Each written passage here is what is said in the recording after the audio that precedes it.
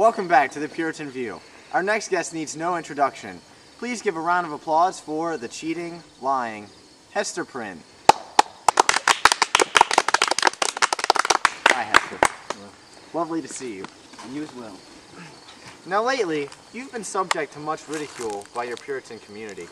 What the heck is that all about? Well, I'm an adulterer, but that is kind of frowned upon in our society. What made you succumb to such temptation? I thought my husband had passed away, and it's been so long since I've had an emotional connection with anyone. I guess I was just yearning for a man's touch. And on that note, let me bring in our next guest, the physician in an awkward position, Roger Chillingworth. Hello, Roger. Hello to you. Good to see you. All right, Roger. My first question to you is, what do you think about your wife cheating on you? Well, it was quite surprising to me because I had no idea she wasn't happy in our relationship. Do you know who she cheated on you with? Yes, I am aware that it was the Reverend Arthur Dimsdale. And do you plan to do anything to him? Yes, I plan to torture him for as long as I can. Well, do we have a surprise for you? That's right, folks. Dimsdale is in the building. Please enter the sinister minister, Arthur Dimsdale. Boo! Boo! Hi, Reverend. Hey. Now, Do you think Roger's animosity is justified? absolutely not. What we had was an act of passion. Her being on her own and me being a minister makes us both love-starved. So until any of you are in our positions, don't you dare judge us. Well, I've been in passionate positions before. Roger, what do you say to that? Well, I was also away from my wife for 2 years and I had not succumbed to such temptation. You sent her away. She didn't send you away. If she sent you away and said, go make a life for us, how would that make you feel? I made it very clear to her that our marriage wasn't over. I had to send her to Boston ahead of me because I had business to take care of. Don't you know how to keep in contact with someone? Why don't you write her a letter sometime? Well, I expected more faith from her. Oh yeah? She was faithful to me all night long. Boy, it's starting to get hot in here. When we return, things will heat up tenfold.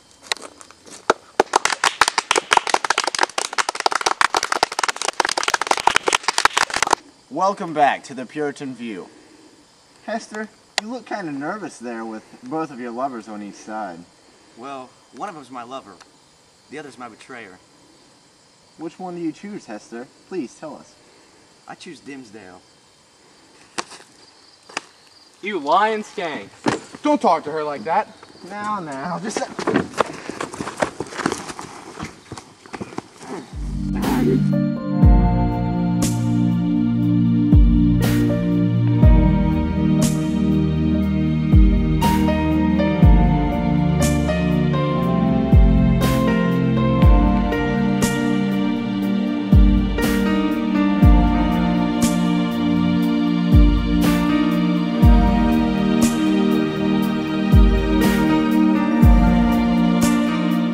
Puritan View, we allow each visitor to fight their emotions out, as you can see there.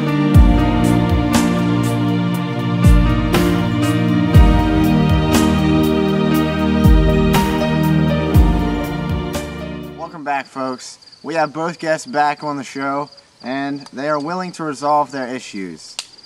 Hester, how do you feel about this love triangle? I have no one. All I have left is my daughter Pearl. Pearl, unfortunately, was unable to join us for tonight's show. Arthur Dimsdale. Let me say one thing, Mr. All right. Host, if I Continue. can. Her and I love each other, and you're going to take that away just because you sent her away?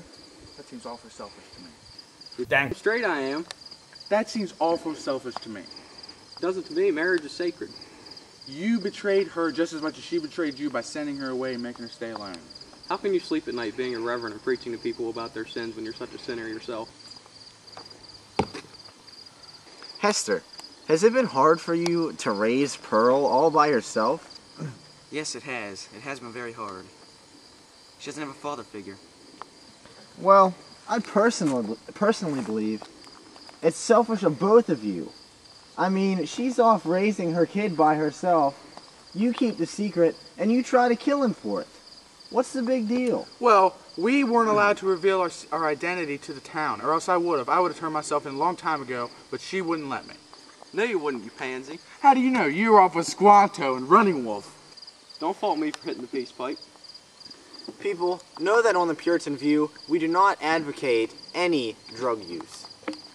Now, as for you, and you, we have a marriage counselor and a marriage clinic for all three of you to go to.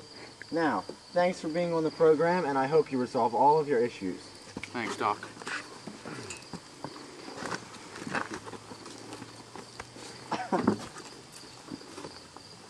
Now for our closing statement. Dimsdale admitted to the Puritan community that he was the one that impregnated Hester. He died about 5 minutes afterward. Chillingworth, on the other hand, faded into the Puritan society and died about a year after that. Hester went back to England, where she nurtured her daughter Pearl. Now, we believe that Pearl has a baby herself. Hester came back to Boston, where she now resides. Thank you.